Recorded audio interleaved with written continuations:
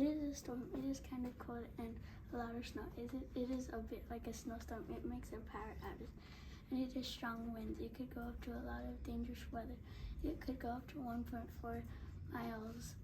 Blizzards are extremely powerful and scary. It could freeze cars, and then you could not get in your car. Bye-bye. A blizzard can be in winter, and blizzards can be in many different places in the USA,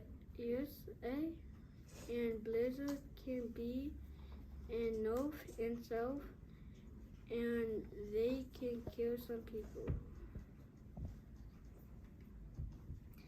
Hello guys, today we're going to talk about the most dangerous blizzards, and some can grow up to 150 inches. The most dangerous blizzard was in the 1840s.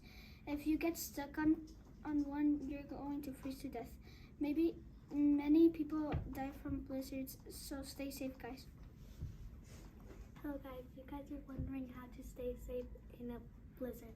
First, you guys have to go to a safe place, underground place, and you need some water, and sometimes there can last for days, so you need food and clothing and blankets and flashlights, and you can have to have a backup plan. If you get stuck, and you can go outside when there is not one, make sure to stay safe.